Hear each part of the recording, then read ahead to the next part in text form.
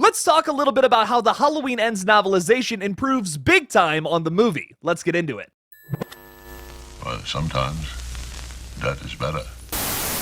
Hey everybody, what's up? Killjoy Jake here, and instead of having friends, I have horror movies.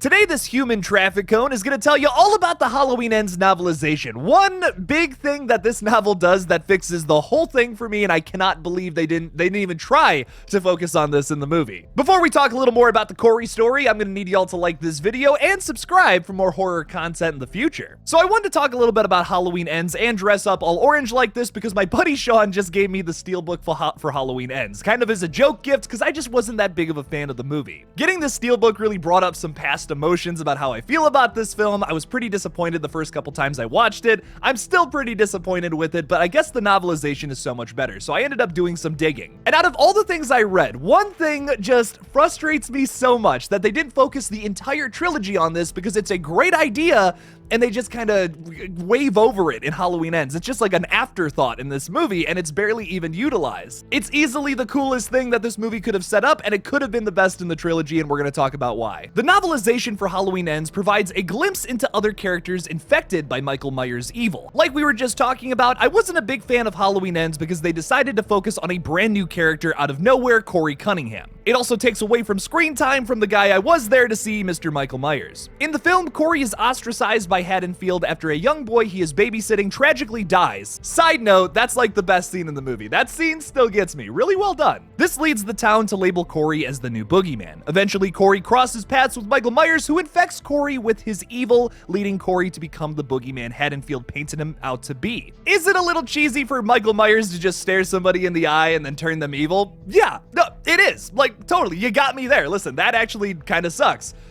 But in the novelization, they go a little deeper into all of that and make it all make sense. In the Halloween Ends novelization, written by Paul Brad Logan, it explains that Michael has this ability to infect others with his evil. All the way back in 1982, Dr. Loomis tells Laurie Strode that a patient at Smith's Grove, Carl, killed himself and the guards after being moved closer to Michael's cell, explaining that Carl's condition made it easier for Michael's evil to plague his mind. As the novel continues, it outlines another time in which Michael's evil has infected someone. However, this time is far more sinister. Now, before we talk about the next thing, just hang on 1 minute. Let's hit the pause button for 2 seconds here. We already did flashbacks in Halloween Kills, right? So why didn't we have a scene, just a little, not even a minute-long scene, where it's just Dr. Loomis on a tape recorder or something, just like how we did in Halloween 2018. And then in one of the tapes, he outlines this Carl dude who's just like went nuts and killed a bunch of people, and maybe Dr. Loomis starts to blame it on Michael, but everyone thought he was a conspiracy nut. And let me tell you, that checks out with the other timelines. Go watch Halloween 4, 5, and Thorn movies. Go watch those and see how crazy he gets. But there's a crucial element to Michael's secret ability that would have made it make sense throughout this specific timeline. During a flashback to 2018, Michael is shown arriving at a cabin after killing 2 garbage men and stealing their trucks straight after the events of Halloween Kills. This cabin that Michael goes to is occupied by an abusive father who has kidnapped his 10-year-old daughter after losing visitation rights. It's further emphasized during the interaction that Michael doesn't attack those who do not fear him, and instead, Michael supernaturally plagues their mind with evil after glaring into their eyes. He does this to the young girl at the cabin, and she uses Michael's knife to brutally kill her father before burning him. Okay, so first of all, that's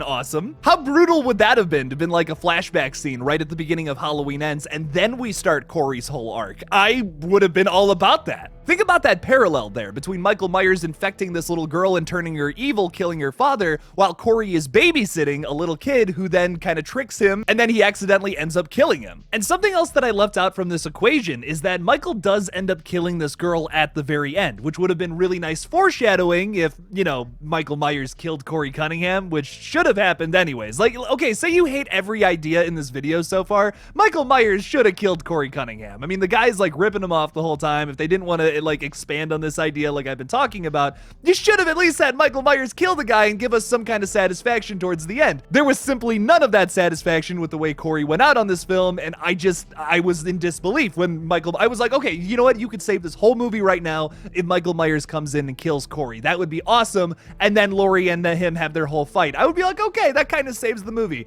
That doesn't happen. Someone please put this Christine ripoff out of its damn misery. Now, there's a couple things I like to preach on this channel a lot. One of those things is that if you want to keep a franchise that's been going on for a very long time, you want to keep it going, you gotta keep fresh ideas coming in and circulating. Halloween Ends has a fresh idea to reinvent the character of Michael Myers, and it's awesome, but it's just played in the background. It's barely even a thing, it's never explained, and it's really only present in like 1 or 2 scenes. The only reason I say 1 or 2 is because Laurie right at the end has that thing where she's like, evil just changes shape, and it's like, that's cool. That's really cool. Why are we focusing on Allison and Corey kissing? What is going on? Think about if they would have set that up in the first 2 movies, that there's this like looming idea that maybe Michael's evil can like transmit into other people.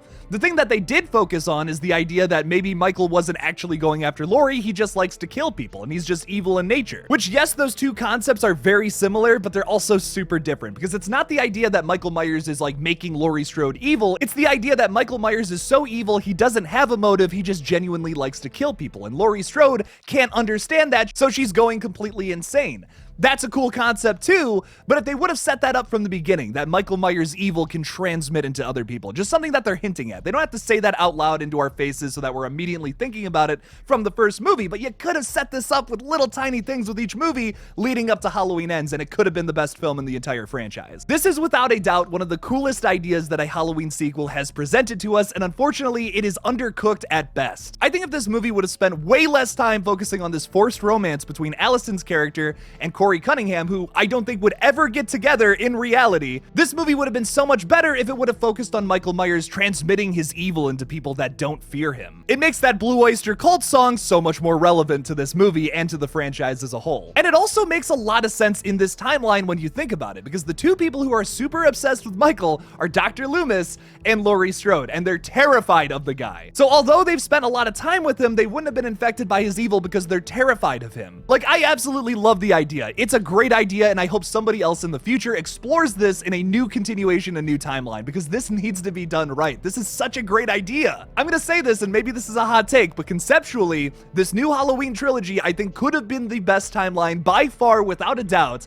for this entire series, but I just think they didn't stick the landing with Halloween Ends, and they were so close. I will say I do have a more positive outlook on it now, because I definitely think conceptually Halloween Ends was a really good movie, but the execution just is not there. You could have made this movie still centered on Michael while also focusing on Corey Cunningham. You could have done that. Just set up his character earlier on in the past 2 movies, and you wouldn't have made this final outing just feel like a sucker punch for some fans. But what do you guys think about the Halloween Ends novelization? Do you like what it does to the story, or do you like the movie just how it is? Leave me something about it in the comments below. I also want to give a big shout out to Sean Norris, who is not only a dear friend of mine, but also gave me that Halloween Ends steelbook. Thank you so much, man. Make sure to check out his page, ZOMBLEADER Studios, where he makes a bunch of awesome movies. We might be cooking up something right now, even. I don't know. Go subscribe to his channel, link in the description, y'all. Thank you guys so much for watching this brand new video on Halloween Ends. Don't forget to like this video and subscribe for more horror content in the future. Please consider supporting me on Patreon or becoming a channel member by clicking that join button on my page. Thank you guys again for watching, and as always, don't forget to kill it out there, y'all.